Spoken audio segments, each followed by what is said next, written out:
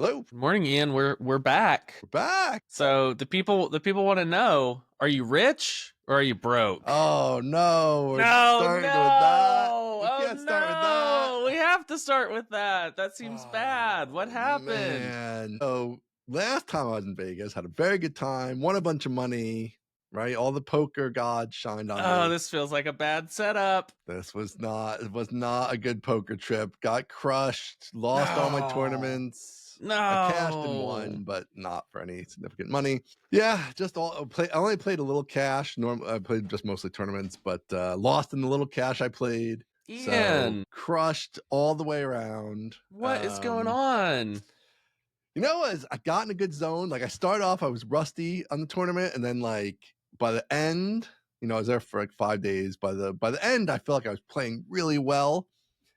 But like the last tournament I played in, I felt like I was really on top of my game, very sharp, but I got no cards at all. And if you get Ugh, no cards, like no matter how sharp you are, you could have all the bluffs, you could do whatever.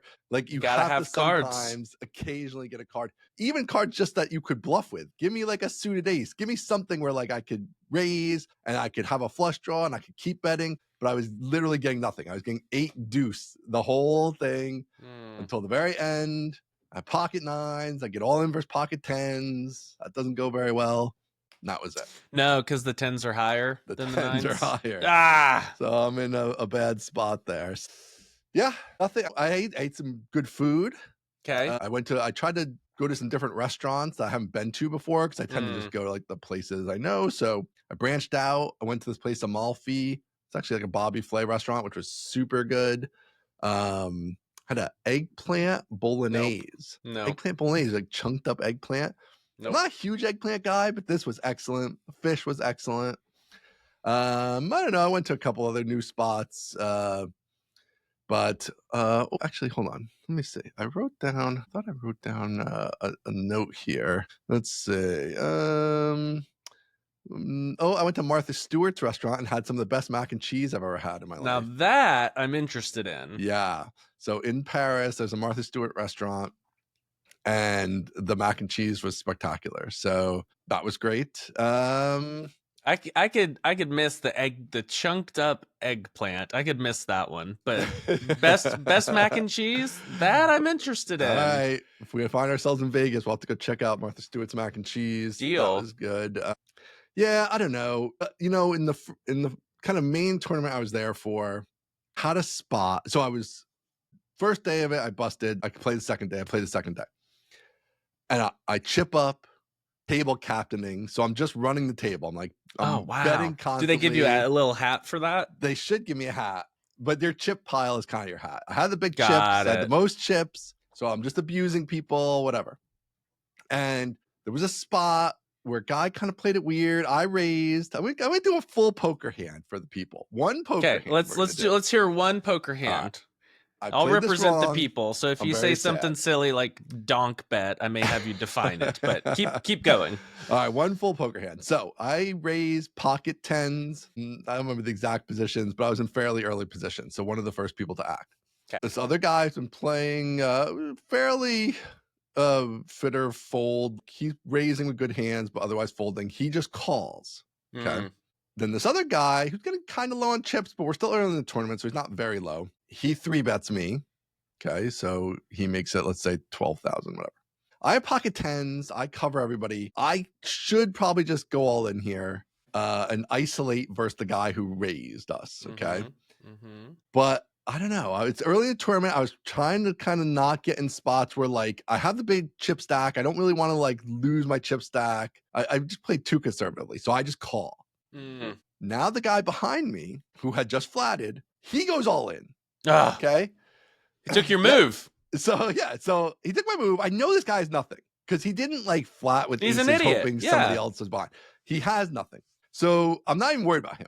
But then the other guy goes all in. And I'm pretty sure the other guy, since he raised and now he's gone all in, like he's just going to have, he has ace king at the very least, and he probably just has jacks or better. So most of the time, I'm in pretty rough shape against him. But I think it's a spot, especially now I'm getting very good odds because this guy's both of them are all in. So I'm basically only calling 1/3 of the pot to win this huge pot. and I pocket tens, which is one of the best hands. It's good, yeah. So I chicken out and I fold. Oh, I Ian. fold. I know, I chicken out. So it turns out This is our one wild life, Ian. I'm in great shape if I had called, because I have the guy who back all in, who I knew had nothing. He had ace queen, which isn't like horrible, but I'm ahead. And the other guy had ace king. So now it's even better because they share an ace. So now it's less aces out there for them to hit and beat me. And then the flop comes 10 deuce deuce. So I would have flopped the full house. Ah, Ian! Ian. I would have been like maybe the chip leader of the tournament, or at least have a ton of chips, if nothing else. So then I was like tilted. I'm like mega tilted, for like reverse non-play tilt. That like I should have been in there. Of course, I checked the solver, which is like a program that tells you what you're supposed to do in situations. And the solver says I'm supposed to jam against the guy when I thought I was supposed to jam, and I'm also supposed to call in the end when they both go all in. So I just screwed the whole thing up. Oh, Ian. Yeah, I should have gambled. Sometimes you should gotta have gamble. gambled. I That's the didn't point. gamble. I know, and I would have had a huge chip stack. Oh, I was so tilted. You're never very gonna tilted. retire by 40 if you keep folding like this. Come on, man. Where are you gonna make all your extra money? Oh, why didn't I call, Aaron? Why didn't I don't call? know, but this is So gambler's bad. regret right here. No. This is how they get you, because now you're thinking, I got to go back and play it right. I gotta go back. I could do better. And then, in the next tournament there, where I was playing super well and I was picking the spots, but I didn't get the cards. I never got the pocket tens. So that was all a bummer. The poker gods saw that you squandered their gift, and they decided to withhold from then on. I think that's exactly what happened. Yes. They were like, oh, he's not worthy. He doesn't take the gifts when offered. You were faithless with a little, and so you couldn't be entrusted with a lot. That's what happened. Oh, man. It was brutal. Gosh. Brutal. Well, did you get any free stuff at all? No. No free stuff. What's the point? I didn't get anything. It was like, I came back. What a miss. Pockets inside out. Just like this is now officially the loser podcast. I'm losing on the business side. You're losing on the poker side. Come on. I had to take a cross-country bus home with my last $17. It was like they gave you a punch in the gut and kicked you out the door. Gosh. Oh, it was brutal. We needed a win for the show, and then you went and lost it all. I don't know what happened. Well, was it at least fun? No. No, wasn't fun. Yeah, definitely not fun to lose. I do love playing WSOP, so it was fun. I would like to have a little longer time. It's like when you only go for 5 days, you can only play like 2 tournaments. 5 days is so long. It's not long enough. You need really at least a couple weeks. Like that's when the way you only go for 5 days, and I'm thinking, I don't know how you get away for 5 days. Jamie is a saint, and she lets me do this, and it's great. Kids are bigger now, which definitely helps. But so I don't know. I don't know when I'm gonna get to go for the amount of time you really need to go, but like you really need 2 or 3 weeks to do it kind of properly, I would say. That way you can lose multiple times instead of just the one. This is what me and Jamie always talk about, because she is like, I don't understand why you want to go do this. She's like, you go and play cash and you win money and you're good at it, but then you go and play tournaments where the freaking competition choke, generally tougher, and it's you choke or just the way you win money in tournaments. First of all, very few people win money overall in tournaments, but even if the people do, you have to play a lot of them basically, because like you lose a lot. You're just up against so many people. Like even the best players lose the vast majority of the time. So you kind of just have to play a lot. And, if you are good enough, then you'll win some percentage of that, whatever. So with cash, it's just like if you're just better than the other players, you're just going to win at a pretty reasonable amount. So I don't know, but there's an allure to this is the poker players' creed. The good poker players, they win at cash and they dump those winnings into tournaments. And this is the circle of life of the poker player. It's like you win at cash, you lose at tournaments. This is what you do.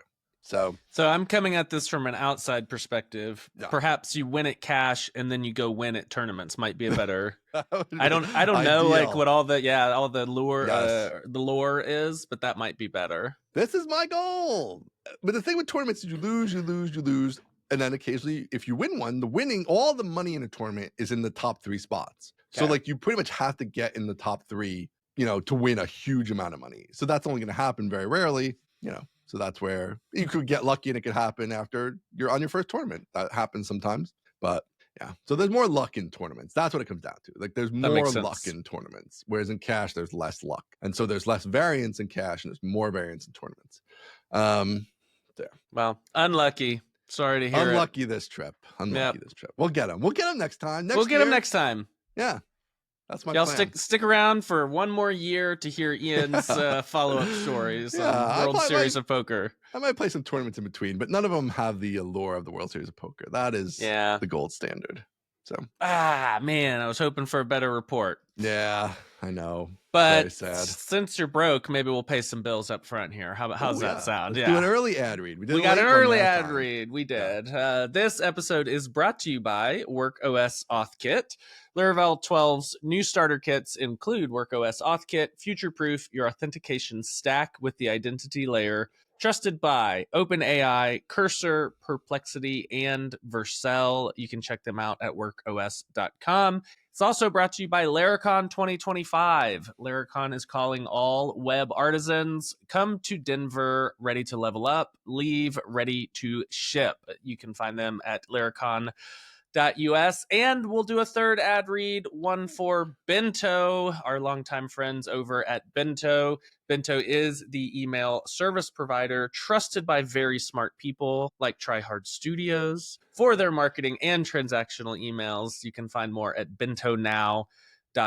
So thank you to the three of them for sponsoring the show. So friend of the show, Justin Jackson, he sent us a little intel, which was that in the Slack channel he's part of, mostly technical came up, and they were referring to an ad spot we did. They were sharing the advertiser as a solution to someone's problem. It was for Forward MX, which is one of our newer sponsors.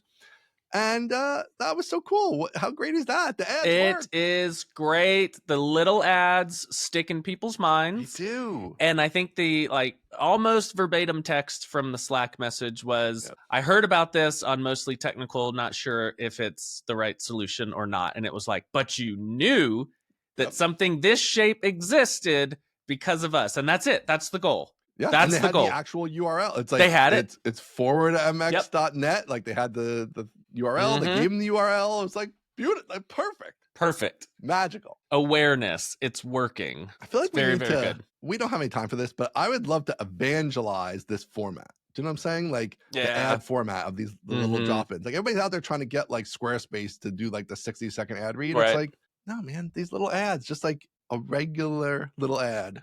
Works great.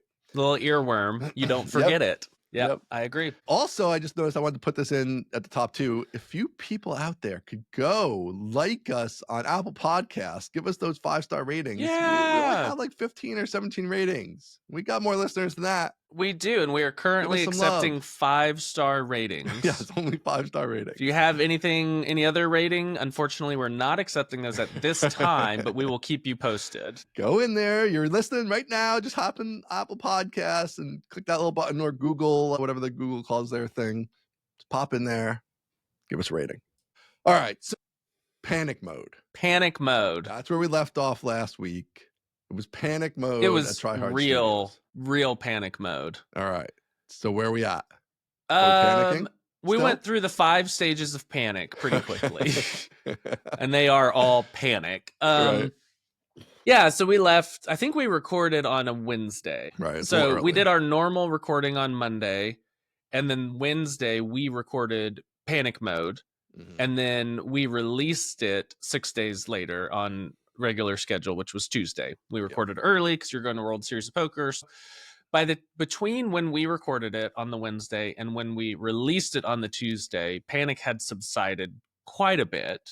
That's fast. I mean, that's panic fast. Mode in a business in trouble situation normally lasts more than 5 days. So this is good news. Yes, I agree. This one lasted a few days only. And I don't think we're not in fat cat mode where we're like smoking cigars and sitting on piles of money. My favorite mode. I can't wait. Hate cigars, but I would do it just for the image. But we're not in quite all out panic mode anymore. So right after we recorded on Wednesday, I gave the link to the episode to Steve so that he could listen early. And we both took some time to think about it, talk about it, and then decided like, all right, here's what we're going to do. But before we get to here's what we're going to do, there was a real question of, are we going to do this at all? Like, okay, is this working? And it was like, maybe not. The existential. Yes. Okay. Yes. We went there. We totally went there because it was like we spent 6 months at the beginning of this year like doing stuff but not having much success. Like the Rails course was fine, screencasting was a flop, and so we've spent 6 months not making hardly any money at all, like into our own personal bank accounts. And it's like, can we afford to keep doing this? Right. So that was an open question there for a second, which is like, well, crap. I gotta go get a job, I guess. Yeah. So that was like day one of panic. And then we decided, all right, here's what we're gonna do. We are gonna double down on two things, but they are one thing. The two aspects of the one thing is Aaron, the individual, teaches courses on databases. That's it. Not another person teaches on databases. Not Aaron teaches on something else. Aaron teaches databases. That's it. So we're doubling down on that because that's where we've had great success in the past. Okay. We are doing sponsor first courses, which I'll get to that more in a second. And then we really pounded the pavement on YouTube sponsorships, and drummed some up there. So we had been talking about another database course with a couple of sponsors. And after panic mode, Steve and I were like, all right, just go back to the sponsors and say it's now or never. Like, right. one of you has to sign on the dotted line, or we're gonna move on. Right. And one of them signed on the dotted line. Yay! And so we got a sponsored course coming. I don't want to reveal everything just yet, but it will be like a beginner Postgres course, basically. Oh, okay. So it's the beginner Postgres route. Okay. Yeah. So it's beginner Postgres, which won't be the name, but will be the topic. And the thought is that the sponsor will provide the money to make that course totally free. So it's going to be a smaller course that is totally free, that will hopefully get a huge like top of funnel people in, and then we can sell some of them mastering Postgres on the back end. Right. But if not, we still got the sponsor money, and so like that's fine. That we got paid for the course. That's what we wanted. Yeah. I mean, it should be a lead funnel to some additional sales. Correct. Presumably. Yeah. Yes. So if we can get, it wouldn't surprise me if we could get 10,000 people on this, to go through this course with that's free. Just provide your email, and then at that point, we can sell them whatever. If you get 5% of them to buy the advanced course, like it's not bad. Yeah, and that's so you got to really get ready for that and optimize to get those people. You got them viewing the free one, right? And somebody else is helping you get those people. Exactly. You have to it's got to be airtight. Conversion flow has to be there and ready. Yes. And so what I'm thinking about right now, so this course isn't going to come until probably, October or something like that. So it's like, it's a ways out. So we have time to think about what are we going to do? And I think a part of what we need to do is basically reassess mastering Postgres in totality with whatever this beginner intro to Postgres is. And maybe redo the first part of mastering Postgres material such that the two kind of go together much more nicely, and the upgrade path is much more clear. Instead of like, hey, we've got an entire course called Mastering Postgres that covers much of the same stuff that Intro to Postgres does. It's like, let's make that as clean and clear as possible, so that these two things feel like they're one cohesive unit, but just split up into two levels of that. I would just be a little cautious with that. Like, I wouldn't spend too much time doing that, I would think. You know what I mean? Like, I don't know. It's just like there's not probably that much value in that. Like, in terms of like, I think you could reorganize what you have, but I wouldn't spend a lot of time like making new stuff for mastering Postgres. I feel like it exists and you can sell it. Yeah, you know what I'm saying? But some of that stuff, and maybe it does, maybe it is just like, hey, let's pull some of those videos out. Right. But some of it is like really good for intro to Postgres. And so I think mastering Postgres needs to shrink just a little bit to pull some of it into intro. And whether that just leaves gaps. I mean, the videos are pretty discrete, so I might be able to just pull some and it not affect the flow at all. But I do need to make sure that like mastering Postgres stands alone and is complete, and intro or whatever is that's complete. What I'm saying. That's what I mean. Like, why mess with mastering Postgres, right? Like, you have a course called Mastering Postgres that is like a soup to nuts sort of thing, right? And like should stand on its own. But then you have this intro, which is like a feeder, but like, hey, if you want all the other stuff you're missing, there's nothing, we're not talking about JSON columns and vector databases and like whatever, advanced indexes, like all the stuff that's in mastering, you, even though there's some overlap, doesn't matter. Like, that's fine. It's okay that there's overlap. Yeah, I think that is fine if there's overlap. And I'm not thinking it's going to be a huge lift, but I do want it to be more cohesive than just like, hey, here's a course, there's a course. That is just me. Yeah. I know, but I'm saying that's like, let's say that takes you a month, right? It shouldn't take me a month, but yes. Well, if it's not going to take you a month, I guess fine. But if it takes you a month, that's a month you could have been making YouTube videos. I agree. You know what I'm saying? That yes. Like, and I don't know that in the end, I just don't know if people look at things that way exactly. Like, I don't think they're going to look at it and be like, oh, this was intro and this one mastering one, there's some overlap and I can see it's like, I don't know if they're thinking at it so deeply that like, and they're really comparing the names and like they see that, you know what I mean? Like, I think it's like, oh, this one I got this one for free. The one that's not free has all this extra stuff. In addition to the stuff I just learned, right? So it's like, oh yeah, I want to buy that because now I need that extra stuff. Like, I just don't know if there's like, I don't know if there's more money at the end of changing mastering Postgres. And with the flip side of maybe there's even, you're making it less appealing potentially to people who don't come in through the free course front door. Like, what about a year from now, right? And like people don't find you through the free course, but maybe they're just finding it, whatever, your SEO rank increases or your YouTube videos hit better and whatever, that whole thing starts working. And now this course is missing stuff that it should have because people are just coming in directly to it. You know what I'm saying? Like, a little bit. And I don't want to get too wrapped around the axle on this because it's, many months away. But I do think there needs to be at least some thought given to the Postgres curriculum. What do we currently have? What's missing? Where do we draw the line? What's an overlap? That's all I'm saying is like, it needs to be looked at as a cohesive unit. And whether or not that means I do anything to Postgres is still an open question. But if it's going to be, if the idea is you come in from this like huge traffic source to the free one, the upgrade path needs to be very clear. And part of that includes the content itself. I don't think that is like the majority of it, but part of the upgrade path needs to be clear is what's the content bridge between the end of intro and the beginning of mastering. That's all I'm saying. Yeah, that makes sense. I like it. So is this new free course on your site and like all that stuff? It'll be all hosted by us. And so that's another thing is like, where do we host it? And I'm thinking, so like, we could put it on Mastering Postgres as like the beginning. Like we could put it on masteringpostgres.com as like free videos at the beginning of Mastering Postgres, like the course. We could put it on masteringpostgres.com as another course that's like just enough Postgres.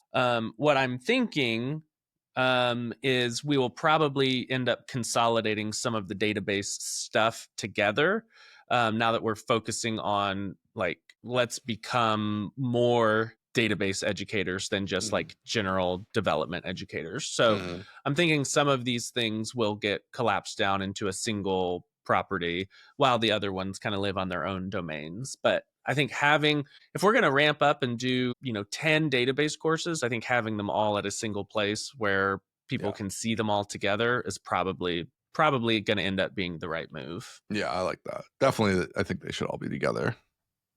Because it just makes it so much nicer to cross-sell. People can discover the other ones, all that stuff. Yeah, it's the discoverability that I think is going to be really important.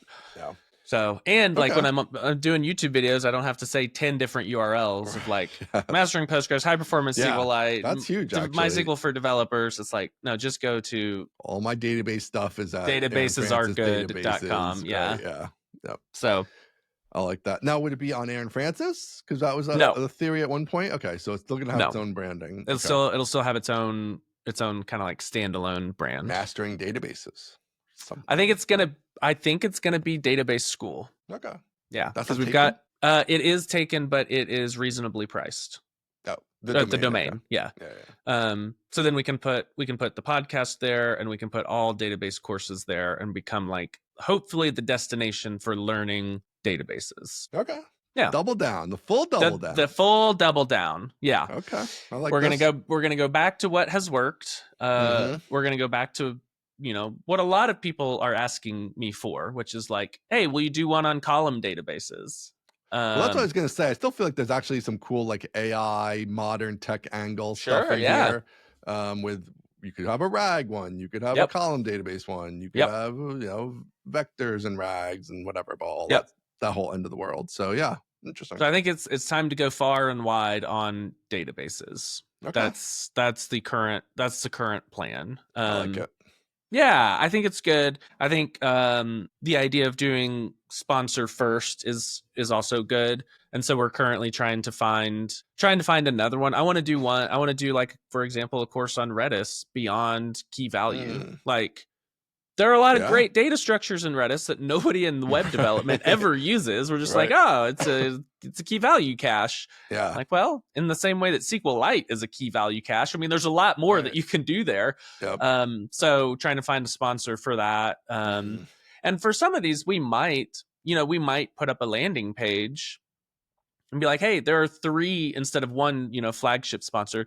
There are 3 sponsor slots. You can come and just like, click and do a Stripe payment link for, however many thousand and sponsor it. Yeah. And if we don't get over the hill, like we'll refund your money. But we might do that. And that would coincide with like pre-sales also. So we could open it up to consumers and companies at the beginning and say, we're thinking of doing this course. If we get enough interest, we will do it. Here's how we gauge interest, which is money. So we'll see. You hate it. No, I don't hate it. I do. I'm just trying to think like, I don't think you have enough content for this yet, but like, I wonder if there's, because I'm always trying to think like, how do you keep it going? The thing is when you have to sell the sponsorships, it's like, okay, you get like a nice chunk of money, but then like that chunk of money, you spend it obviously. And then like, you need to find another big chunk of money. You're in a pretty tight niche. There's only so many database companies of a scale that are going to fork over high 5, low 6 figures. Right. And most of them are only going to do it once, probably. Maybe you get occasionally a second one out of somebody, but like, so there's only so much of that. Like, even if you're wildly successful in converting them all, like you only have a couple years worth of companies probably, that are going to be able to fund a couple years of you guys, right? So it's like, how do you go beyond that? And it's like, so I don't know. So that's like, it's figuring out like how you make it recurring in some way. So one idea I had, I guess, is like, so there's like the standard, what you talked about before, like how do you just sell regularly? And I don't know, that would even be, I don't know how much you've talked to like Wes Boss or like Ken C. Dodd about these things, but I wonder if there's anybody has any, they would give, I don't know if they want to give up their tips and their secrets, but if any, how are other people getting those recurring sales? But then secondarily, I wonder if once you have enough database stuff, like, could you sell it like a TV channel has ads? Do you know what I mean? Like, could you have sponsors that are for a period of time? And basically like in video ads. Yes. And you buy up the whole school for a month. Yes. That's interesting. And I think it's free at that point, right? Like, cause it's like a television station. Right. It's like or YouTube, right? It's like the content's now all free. Everybody can watch as much as they want. We are just going to be backfilling with ads, dynamically inserted. And that's then how it becomes recurring. So now we can build it up because we'll get lots of people viewing because it's all free and it's everywhere and blah, blah, blah. But like, that's fascinating. I don't know. There's something there. Can you do it without YouTube? It would be hard to do it on YouTube because you have Can't do it to. with YouTube. Yeah, but I feel like YouTube's the way you'd want to do it, of course, right? But like you're not gonna be able to get the ads in then. So like I don't know, but I feel like that's like another way of recurring revenue, right? It's like if you can keep the sponsorships going forever, Right. that's sort of interesting versus it just being That again is the launch. that is sort of format. interesting, because my thought has been the sponsors take, de-risk the course creation, Yeah, and then at some point the sponsors roll off and it becomes like paid courses, just back to right. normal. Yeah, And that's the, sponsor dried up backstop. But right. this is interesting. It would have to be it would have to be pretty expensive, which I'm wondering if, I don't know. I would have to see if the economics work, because it would have to be pretty expensive for the sponsors. Yeah, that's where I think it's like, do you do for a couple of years to like what you're doing, right? Which is like get sponsors, build paid courses, sell paid Mm-hmm. courses, right? And Mm-hmm. then build up the war chest, but more importantly, like kind of build up the content chest. Right. And then so you're having the creation of all the content funded. And then when you have a big pile of content, maybe it becomes free or it becomes cheap or something. I don't know. It's like there's something then you Mm-hmm. could do with all that content to monetize. Because like whatever, the database companies are going to still need new customers always, right? So it's like Mm-hmm. once a year they could sponsor this channel, let's call it, and if it does, even if it is expensive, like database buyers are a valuable set Sure. of people, right? Because like Mm-hmm. Databases cost a lot. They tend to be low churn, I would think, in general, since like your app needs a database, right? Like you're not getting rid of your database most of the time unless your app fails. Mm-hmm. So I don't know. There's something there, but like just kind of chip away at still the idea of like how do That's we interesting. recur it Yeah. in some fashion. So yeah, like we had this. I've always wanted to do this business model where like we had one uh competitor. They were sort of a quasi competitor. It's called Spiceworks. I don't know if you're Oh, I familiar with remember them. them. Yeah. So Spiceworks angle, which I always thought was very fascinating. It was like a help desk, but it was more of like a really IT. It was like a network monitoring kind Mm-hmm. of asset tracking with more its thing, less of the like actual email support, although it did that. So it was a kind of a quasi competitor. Their whole business model was that it was totally free and they had millions and millions of users, but it was all ad sponsored. And so That's they had their own crazy. ad sales team, and you would go into the Spiceworks UI, and inside the Spiceworks UI is an ad. Like, and it would be like IBM and Salesforce and whatever. And they were selling, $20 per thousand, kind of impression type ads. And it was free. They built up this big user base and they monetized it through ads instead of selling licenses. So I was always fascinated by that. It's kind of a different That's take really on the model. interesting. Yeah. Yeah. So I don't know, but it's like, can you find other ways to make it recurring that don't require forever finding sponsors or Right. making it like an annual fee for people if that ends up being too tricky. Although, like we talked about, I think last week, there are people who've made that work, it seems like. So maybe Totally. Yeah. again, once you get the content pile big enough, it's like, great. Now we can just charge people $99 a Right. year or whatever. I don't know how much. And you're just adding new stuff and they get access to all the backlog. So Mm-hmm. that might be the way too. Yeah, that's interesting. That dynamic ad insertion sounds very fun. Like sounds like a fun and cool way to do that. I worry it won't. I worry it will be hard. Like to Yeah. get, we'll have to keep doing sales at that point. You would certainly have to keep doing And sales. Yeah. it would have to be very expensive, I think. I don't think that's the problem at all, actually. To me, I think the problem is, can you get enough people watching? I think Yeah. if you have a lot of people watching, I think there'll be plenty of people with plenty of money to put their stuff in front of those people. I just think it's like, is there enough without YouTube? Right. Just a freestanding thing, can you get Can we get enough enough people? viewers on your site Right. regularly watching so that you can then go to the database people and be like, oh, look at like there's 10,000 database guys a month watching this. Like you need to be in front of them. This is just your direct exact market. What are you doing? And then I think it's an easy sale, but I just think it might be not an easy sale if it's like, well, there's 300 people watching, Right. or, Yeah. right? Then it's not going to be enough, right? So that to me is the hard part, but yeah, But I mean, I think you can feel that out over time too, or Sure. experiment with it or whatever, you know. You'll probably have more of a feel of that. Even just, I mean, you have the data. I don't know if you actually track the data right now of We what do. gets watched, but yeah, so Yep. you'd be able to see that to some degree. Anyway, so outside the box thought. I like it. That's a fun one. Yeah.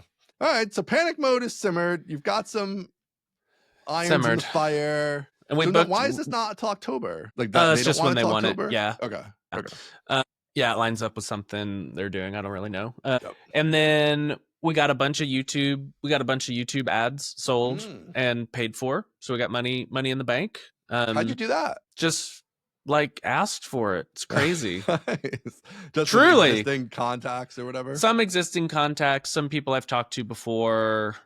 So some that we've like worked with before and have paid us before, some that I've talked to and never like really pursued that much, but have doubled back to them. And I think last week, so since we talked on Wednesday, so Thursday, Friday, and then last week I worked a short week because I went did the guys trip. You had a guys trip. We got to talk about that. Yeah. So I did Thursday, Friday, and then Monday, Tuesday, Wednesday. In those 5 days, I think I got like 9 YouTube videos recorded. Whoa. Yeah. So now we're talking. Trying to get some banked up. We'll keep going this week while Steve is still working more deals. But yeah, got some recorded, some ad spots baked in. So we're getting ready to start the drip of hopefully 2 a week now that I'm, a few ahead. But I just like released my inhibitions, was like, whatever I want to make a video about, if it's developer related, I'm making a video about it. And it's not like, I love this I did too, like tied in. It's like your paid stuff is databases, you're going to double down on that. Yeah. But you have to have the bigger net for the top of the funnel. So yes, whatever goes into your brain, let it out. Exactly. So I've got, got a bunch recorded, got my progress noted right here. Got to do it. Got a bunch more that I still need to record, but we're getting there. We're digging out. So we got to recover from the first 6 months of the year, and then we'll start making progress on, the whole year. Well, let me tell you, this is all very normal. Not to say that like a bad 6 months doesn't often kill businesses, because it does, but it's also like super normal that you'll just have 6 months where like nothing happens. Like that, I've had that happen a lot. Like, sucks. And just, it does suck, but it's also like part of the cycle. I don't know. It's like, I don't know if it sucks as much as just like it's something you need to be aware of and prepared for, which I have to say, like nobody ever really maybe talks both about this, but like it's I'll tell you, it's definitely sucks. That much is true. But it is inevitable also, I feel like. Probably. There's just cycles where like it could be financial, but it doesn't even necessarily have to be. It could just be like, we actually didn't ship a single thing for 6 months. Like we didn't make our product better, or we went off on some tangent. And then our senior employees quit or something. Somebody quit, and that we had, by the time we rehired and things were disarray. Like there's always like these moments where like stuff happens, and then you're like, oh boy, it's been a year, and nothing happened. Like that was crazy, and like so it is normal, but it's at the beginning, of course, it's even harder because there's not as much flexibility there necessarily. But yeah, you'll see this again. You guys are gonna stay in business a long time, and 3 years from now, you'll be like, oh man, we tried this course and nobody bought it, or whatever, or we did nothing, or somebody got sick, or somebody left, or whatever. There's a recession, nobody's buying anything, like whatever. There's always stuff. But all right, cool. I had something else there, but I can't. While you think of it, I also sent out an email that was like, hey, we friggin' bombed, and just got the nicest and most helpful replies.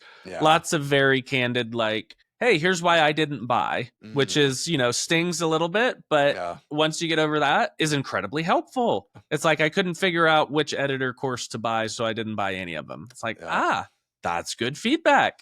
So we're letting it sit for a little bit just because it is like, I don't want to touch it. But there are lots of things we can fix on screencasting itself that it's not dead as a product. It was just a bad launch. And so thank you to everyone that sent very thoughtful and often very like detailed responses back. That was very helpful. I do think there's some low-hanging fruit type stuff. Like definitely, I mean, we've heard, like, I've personally heard a lot of people who didn't even know you were launching it, right? So there was like that part. There was like, I do think like all the different editor courses, it should probably just be like one price, you get everything, or maybe there's like a low and a high, but like not all the different parts, right? Probably too complicated. Homepage, not very clear. I was gonna say product the homepage pages, you guys not went very clear. for this like just long form letter, but like maybe you just need to have like your standard. Yeah. Here's some videos and this is what it's about kind of thing. Yep. So I feel like you guys could probably do like 2 weeks of work on it and get it cleaned up a bit and actually improve, the traffic you are getting, conversions, things like that. I think so. So yep. Yeah, once you get the kind of a little space from it and exactly. once you're bored of databases, yes, you can double exactly. back and work on it. That's right. So disaster averted for now. Disaster averted. You're still in business. You're still making courses. It's not over yet. It's not over yet. I knew it wouldn't be. I wasn't as concerned as you were. I figured some people would 4 times as concerned as you were. But there's still much to do. We got to get much to do. Recurring. So much to do. That's the thing. Some way or other, we need the recurring. But for now, we'll take nice sponsorships that keep us going. That's right. Through the year. So that's good. All right, let's do an ad. We got 2 more. 5 ads this month, which is our biggest yet. So the podcast is doing good. We don't charge enough on here to keep you floating, but no, we don't. So you people get your sponsorships in while it's this cheap. Aaron wants us to quadruple the price. So we need to add a tip option on there. How much do you 15, 20, or 30%? All right. Our thanks this week to Forward MX, an email forwarding service, great for side projects. Collect all the emails for your different domains in a central inbox like your Gmail and reply from your domains using our SMTP functionality. Check them out at forwardmx.net. We already know people are sending people to this ad and trying it and liking it because we've seen it. It's fantastic. Again, we all own a bunch of domains. Forward them all here. Great idea. Love this idea. All right. And then Native PHP. Fair to say, longtime sponsor now. That's right. Join the revolution. Build awesome native mobile apps without leaving your happy place. Get 10% off your first year through the end of June 2025 with code mostly technical. Check them out at nativephp.com/mobile. We haven't had a lot of this direct response ads, so this will be cool. So get out there. If you've been on the fence, get your 10% off. Native PHP, code mostly technical. Check them out. All right.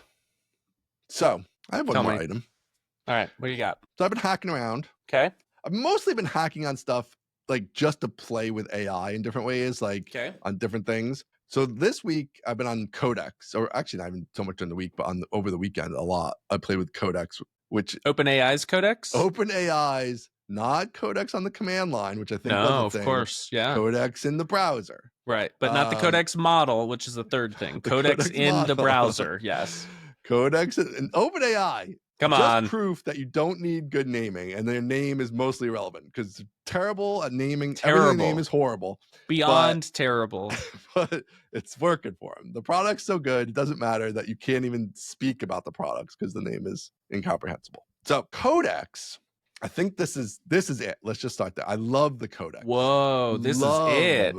Love the Codex. You couldn't even get PHP running in the Codex. I still can't. So don't even need it. It has this whole thing where you build an environment. It's very like thrown together in an afternoon. It's just like, here's a box. Like put in your commands. Put in some scripts. Yeah. That's it, right? Which is fine. Like, okay, so I literally spent hours trying to get it to just like Marcel's thing didn't work. Thing where he said this is the scripts to do it. I tried that, didn't work. It was erroring out all the time. Whatever. So I just gave up. I was like, who cares? So I don't need to run my tests. It's kind of annoying. Mostly it's annoying because it just takes a lot longer because it's like trying to like boot up the environment and then that fails and like whatever. But whatever. The whole thing with Codex that's cool is that you give it a command and then you walk away because they know it's going to take minutes. And I don't know. It's been really over the weekend. It was great because it's like, okay, here's like, go do this thing. And then I just go away and I'm doing other stuff. I'm building a new grill I'm doing whatever. And then I come back and it did stuff. And it's like, okay, great. And like, I'd say about half the time it was almost perfect. And about like another 25% of the time it was like good, but I like gave it some follow-up and had to tweak stuff. And then 25% of the time, like it wasn't, like either I didn't use it at all or I just started fresh. So it was not half the time it was perfect. Yeah, I would say on what repo? Like like a A new HelpSpot? project. No, not HelpSpot. Okay. So this is like just a experimental type of repo. I do want to try it with HelpSpot. I actually haven't used it with HelpSpot yet. Yeah, so it was pretty interesting. I've been very like, I think other people might use it more aggressively. I've been more like, just build the UI for this thing. Right. Don't even do any logic at all, right? Like I try to keep it a little tighter on what I'm asking it to do, and then that seems to work really well, as opposed to letting it like, if you're like, build this whole feature, and then it's like it'll do a bunch of crazy stuff. And no, those people are lying. You can't one shot. You can't one shot an entire app. I'm sorry. Yeah, so even a whole feature you can't. I feel like separating the business logic phase and the UI phase has been the best, awesome. I think, and still giving it like, look in this file, check in this place, do this thing, whatever, have your rules file so it has some baseline stuff. It always does. Like, I think it does a better job than the in-ID ones overall. Really? I think it's better. It seems to just be like, I don't know. I just think it's like the code is tighter. There's less like kind of random stuff in there. Yeah, I think overall it's been better. So for the edification of the listener, Codex is browser-based OpenAI product that is currently free with your subscription, which is insane. Is it? It's free. Well, I have the big boy subscription, so maybe it's free with that. Yeah, I think it's just with the big one. And you type it in like what you want it to do, and it references your GitHub, and it goes out, and the final deliverable is a PR to your repo. Is that right? Yes. Okay. So that's probably the most annoying part for me, honestly, is that like if you're just like playing around, or like this is not in like a production thing, so I just want to like push it to main, like I just want to push a button that says, yeah, it's great. Or even if it makes a pull request, like I can just do it all in that interface, but you have to go to GitHub, merge the thing, like, so it's this whole like extra step, which is unnecessary, I think, for the way a lot of people are probably using this. But besides that, I've been really, I thought it's been pretty good. So is this like this freaking OpenAI? Is this the same thing as Codex on the command line, just run in the cloud for you? Do we know that? I don't know. Yeah. I guess, but I didn't really care for Codex on the command line, but part of it was like I was using it a little bit differently. So maybe it is. I tried Codex on the command line early on, and it was like, sure, let me work on that. Oh, you're out of tokens. I'm like, what? Yeah. Like, yes. And it was like crazy slow. Like this has not been like, this has never really been more than like 10 minutes at the most, I would say. Okay.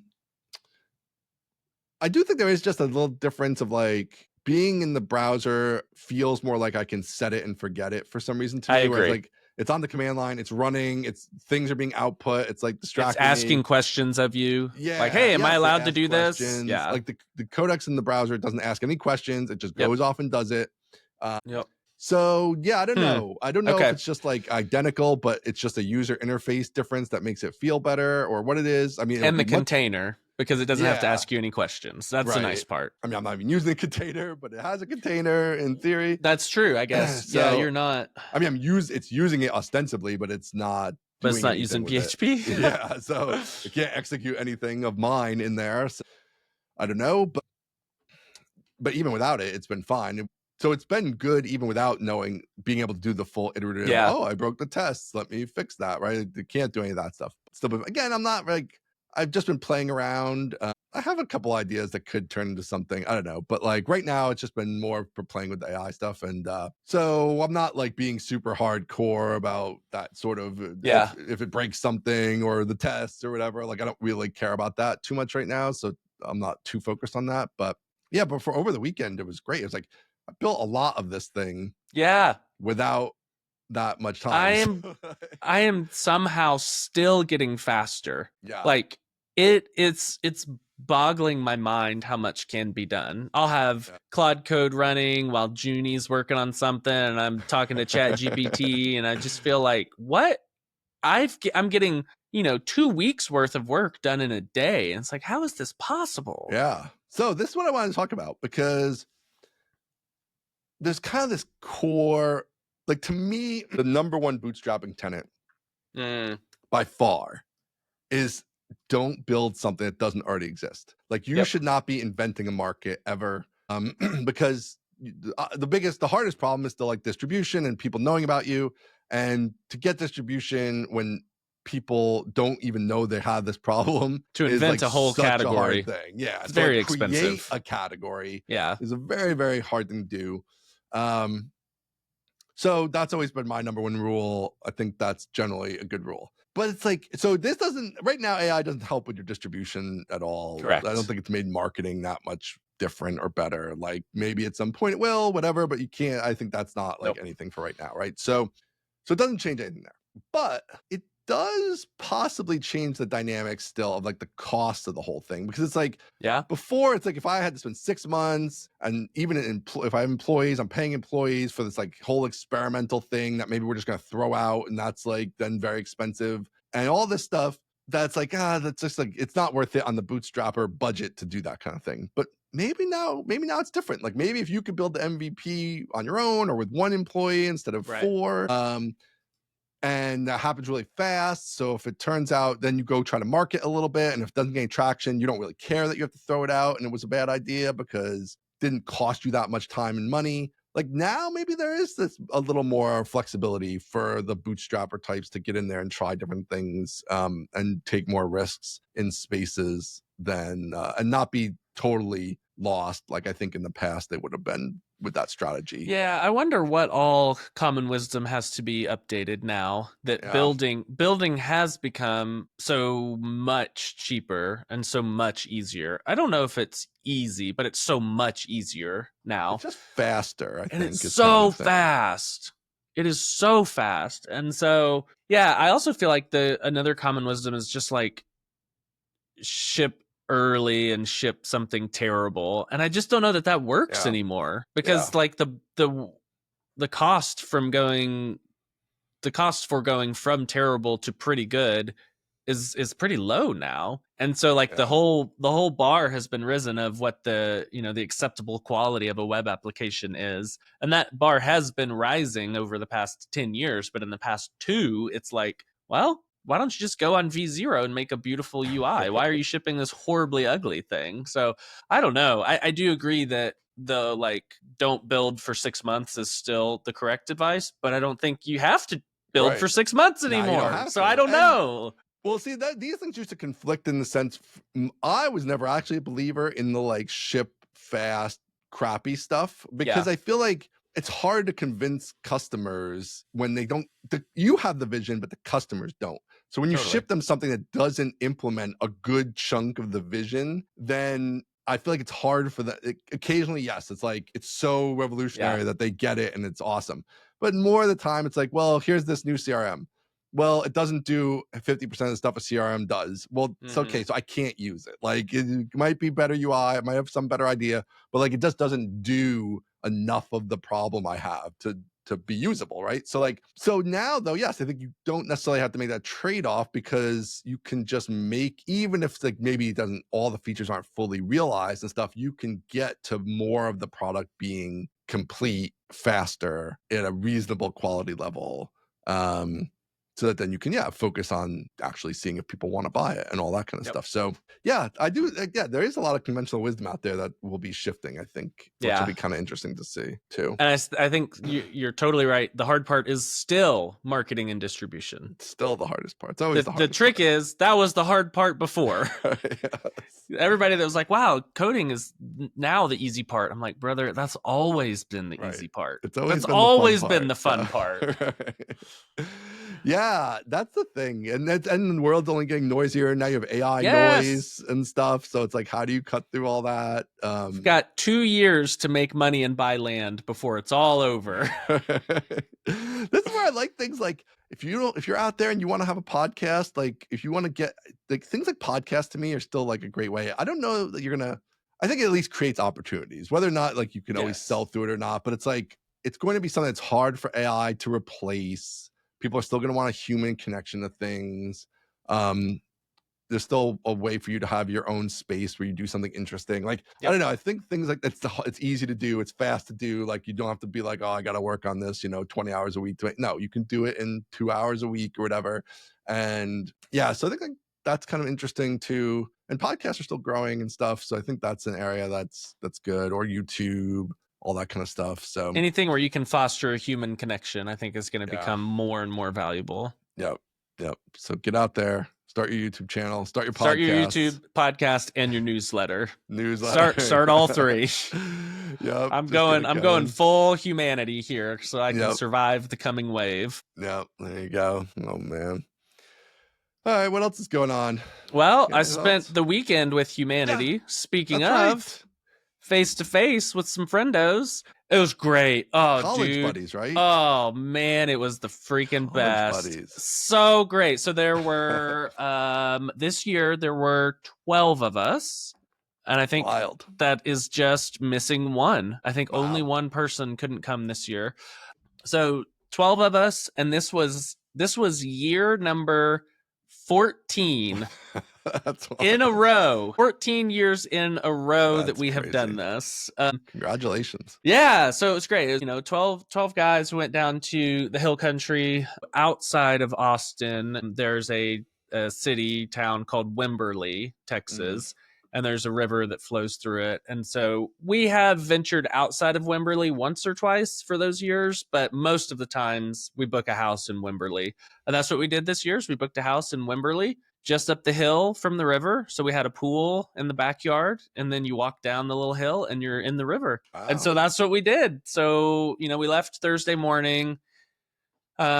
Thursday night, did a little pizza in town, say hi to the locals. How we doing? Nice. How's your father? A little bit of that. And then Friday, Saturday, all day, we just you want to go sit in the river? You want to go sit in the pool? You want to go sit in the river? You want to go inside and take a nap? And then we'll go sit in the river. It was the freaking best. So fun, so relaxing. And, there's just something nice about, I've known these guys now for 19 years. 2006 crazy. Was my freshman year of college. So wow, I know, it's crazy. So super fun, highly recommended. If you have a group of friends, start planning something regular and everyone will look forward to it. Man, I don't know anybody who stays in touch almost with anybody from high school and college. I know. Much less 12, 14 people. That's Isn't that crazy? That's a big group. Was it all people in your dorm, or just was it a random assortment? So it was the way we all originally met. Some lived down the hall from me in the dorms, and some lived, next to each other in the dorms. But the way that we all kind of came together was there's a freshman guys Bible study. And it's 60, 70 people. All these freshmen are so pumped to be there. And then out of that formed 2 houses. So my house had 5 guys and the house down the street had 6 guys. Oh, wow. So we all met there and then decided, all right, sophomore year, we'll live together. And then we lived together for the next, whatever it was, 3 or 4 years, and picked up a few other people that weren't our roommates. But many of those people there were either my college roommates or down the street, the second house where we would go and watch The Office and light stuff on fire. Campus sophomore year. Wow, that's yeah, early. Not at A&M. A&M, no. I feel like that's pretty normal. You do freshman year in the dorms, and then you do a house the following years. Interesting. So yeah, we lived in the same house for 3. I guess I did 4 years because I did my master's year, and that's when the 2 houses combined. So it was 3 years. We lived down the street from each other, and then if you're doing your master's or you're bad at school and you stay for a 5th year, then we moved into one house together, and it was awesome. There you go. Oh my goodness. Yeah, it was great. So relaxing, so fun. It's the only time of year I drink beer. I don't have a problem with it. I just don't super love it. But sitting in the river, drinking a beer, doesn't get much better than that. 90 degrees, you got a big hat on so your face doesn't get burned. You're just kind of chilling, watching the little fish bite your toes. It was great. So much fun. They're just little bitty guys. They just nibble on you. I have this billionaire guy I follow. His name's Bill Perkins, because he plays poker. Okay. And he's a natural gas trader, whatever. Yeah, whatever. He lives in the hill country. Of course he does. And his house is right on the river there, or whatever. So he's always he's got a speedboat, and then he's always doing that thing where they got the rope behind, and then you let go, and you're surfing on the wave. Wake skating. Wake surfing or whatever. So so they're always doing that. Every video he posts is rich him people. on the Rich people river, love doing that. doing rich people stuff. He's got the whole rich person playbook. He's got the 29-year-old blonde wife. He's got the boat.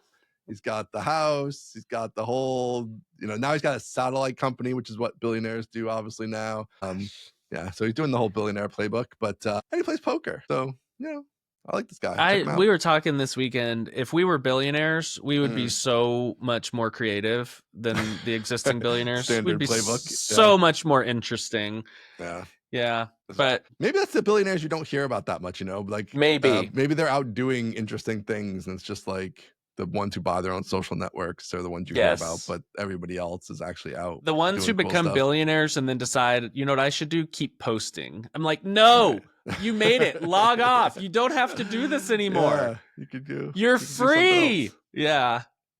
So gotta get the juice. Yeah, it was great. Super fun time. Highly recommend. You go out to dinner or just eat in? We eat in. We cook. Okay. Oh. Some of the best food you've ever had at this guy's retreat. It's crazy. So good. So good. Together. Yep. This is so wholesome and awesome. It is wholesome. Yeah. It's really, really wonderful. It's a lot of fun. Was it 3 nights? Yes, 3 nights. So we got in Thursday afternoon, so we did Thursday, Friday, Saturday night. Some people can't come until Friday morning or Friday afternoon, and so they come in a little bit later. Yeah. We've got a few attorneys and a few doctors, and so the attorneys will come early but work while they'll wake up early and work. And then the doctors have to come a little bit later because they can't work remote. So, but you got these people with internet jobs and they just go whenever they want. Just come whenever you want. Don't work. Yeah. We don't make any money while we're there, but still. That's the part we got to change. We got to get those I know. You can make money while you're there. Man, that sounds great. I don't know. I love retreats. I love anything like a retreat is always love a retreat. Yeah. Love a retreat. Always nobody's ever gone on a retreat and been like, boy, I shouldn't have done that retreat. Retreat is good stuff. Agreed. So, one of to show that we are traditional classic men, one of the things that happened in the swimming pool was like, hey, is there anyone here that could name each other's kids, like all of the kids that each other has? And everybody was like, oh, dude, I bet I could get 50. I bet I could get 50% of your kids. And I was like, is there anyone here that could say how many kids each person has and get it right? And they were all like, oh, no, I don't think so. Because there are some that's like, wait, do you have 2 kids, 3 kids? Right. And they'll be like, oh no, I have 4. I'm like, oh yeah, that checks out. Okay. What are their names? What are their genders? I have no idea. Plus, you're still young enough where people are adding kids. So all the time. Kids in between. All the time. Last time you saw them. Yeah. You have no shot at any of that. No. For sure. There were a couple there that had 4, some that had 3 working on 4, some that had 2 working on 3. It's like, there's just, it's a lot of kids. Yeah. Anybody going for 5? Anybody have 5 already? Nobody has 5. Okay. And to my knowledge, nobody is going for it, but I don't know. Maybe one of these 3s will get a 4 and then they'll be like, let's do a 5. Who can say? Or they'll get twins. I've heard that happens. Yeah, that happens. Oh man. How was the wife in panic mode? Was she the wife is cool as a cucumber. She was okay. That's good to hear. Just total faith and confidence. Nice. Wow. Yeah, I know. It's crazy. That's good. Very, very supportive. Couldn't ask for a better teammate and support system. She's just like, one, validating, like, that does suck. You did work hard on that. And 2, you'll figure it out. You always figure it out. It's like, oh yeah, that's kind of right. I do. That's a good point, babe. So yeah. If she's panicking, she's not telling me. She seems cool. But, well, this is why people out there, you start your podcast, because they also if you had to get a job, you would get a job tomorrow and it would be fine. Probably. Not what you want to do, but it would happen and it would be okay. So that's the other nice part about all this. But I think you're gonna make it. It's gonna be fine. It's gonna be fine. You're gonna get it done. It's never a straight line. No, apparently we are on the focus hard path, and it's gonna work. Right. Yeah. Try hard. Focus hard at try hard. Focus hard at try hard, which also means, much to the chagrin of many people who have DM'd me, I'm not doing an AI course. No, I really think that'd be good for you, though. I know. Yeah. I know. Just not doing it. Got to focus right now on stuff that's working. And I'm very humbled that everyone thinks I've got good enough takes on AI to do a full course. I don't think I do. But regardless of if I do or don't, we got to focus. It's definitely would be a sort of burn the ships kind of thing, I think, because you'd have to really go into the tank on like learning a lot of stuff and be like off the grid probably to some degree. Can't do that. Or at least like you wouldn't be able to probably be doing a database course while you do it or whatever. So it would be a big Hail Mary kind of if vibe. I considered myself an expert at AI assisted development, I could do a detour of like 2 weeks and record everything I know. I do not consider myself an expert on AI assisted development. I am very like productive in my own right, but then people will say things like add a custom Claude / command, and I'm like, what's that? Like, I've never done that. What are you talking about? I have no idea what that is. And it's just very obvious to me that you're right. I would have to go into like hardcore, not even research mode, hardcore building and experimenting mode, so I could get like proper hands-on answers out of this stuff. And it's just that would be a risky detour. Could be very profitable, but it is definitely risky. And I can't do that right now. Plus, the sponsors here are letting you experiment in some other ways. You kind of have some like funded experimentation opportunities, see how these things do, see if you've tapped out the database market or not. Like, it's kind of interesting. You're gonna be doing a Postgres one because you've already done a Postgres one. So like, how does that play? And obviously it's a little different because they're going to be pushing people to it as well. So it's not just all on you, but still like, so I think that all is good. And in the meantime, you're still doing AI stuff. So who knows? Maybe a year from now, it's not too late. It's crazy early. It's still very early. Crazy early. Still time. If you didn't, you came 50 years into databases and you made some stuff just happen. fine so far. Yeah. So you could come in on year 3 or 4 of AI. I think so. If you want to, and it'll be fine. So I think so. Yeah. All right. I like it. Sounds good, man. All right. Well, I don't have anything else. I got one 10-second anecdote about Satisficing, and I still haven't read your article, but I'll read your article. I understand it's quite good. I was the ultimate Satisficer on the drive home this weekend. We were going to stop and get tacos, and one of the guys was reading out the menu. I was driving. He was reading out the menu from his phone. And the first time I heard a taco that sounded good to me, I said, that's what I want. You don't have to finish reading the menu. Don't do the whole menu. I don't need to know. Man. This taco, the chorizo, egg, and cheese, has passed my bar of being satisfied. And so if I get this taco, I will be satisfied. I do not need to get the best taco on the menu. In fact, I don't want to hear the rest of the menu. Get me the chorizo, egg, and cheese. I am now satisfied. This guy. That is Satisficing. This might literally be the test. We need to remember this. This is the test, because I don't think I've ever ordered off a menu and not read the menu 3-4 times. Like, I got to read it. I got to reread it. I got to think about which one's going to really satisfy me right now. There's no way I'm ever just accepting the first thing that sounds interesting. That's not happening. There you go. Yeah, that's a good test. Somebody reads the menu out to you because it's a little more costly. You have to like listen that's even more of a test. Yes. And if you stop them and say, that sounds good, I want that, you don't need to continue. You're a Satisficer. If you say, all right, that sounds good, keep reading, what else is on the menu? You might be a maximizer. Now, do you do the same thing with a printed menu, or do you always read the whole printed menu? See, that's a little different because I can scan it in 5 or 10 seconds. I'd probably look over the whole printed menu. Okay.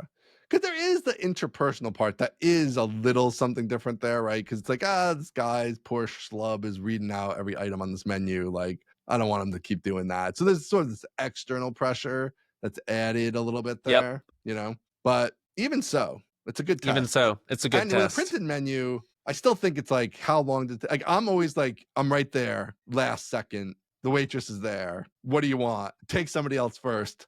I gotta really be sure. Nope. Nope. I look at it, something catches my eye, and then I'll scan the rest and be like, nope, that thing is good. Let's do that one. Yep. Yeah, I think this is a good test. There you go. Whether it's There's red the or test. not, I think it's a good test. Like, if you're really there, if you can, like, if you're deeply in the menu versus you're just like, I'm looking it over, pick something, I'm good. If you're putting items head to head and doing an ELO chess ranking to see which one you would prefer, you might be a maximizer. You're doing S-tiering the menu items. Yes, exactly. Yeah. Speaking of which, we gotta do another S tier at some point. We do. That was fun. That was fun. Yeah. We'll figure out something. I want to do one of those. All right. That's all I got. Sounds good, man. Check us out. mostlytechnical.com. At Mostly Tech Pod on all the social stuff. I haven't checked our email in a while. mostlytechnicalpodcast@gmail.com. So I'm gonna check that this week, and if you're in there, maybe I'll follow up with you. And sponsor the show if you haven't yet. Otherwise, we will see you next week. Thanks, everybody. See ya. Bye.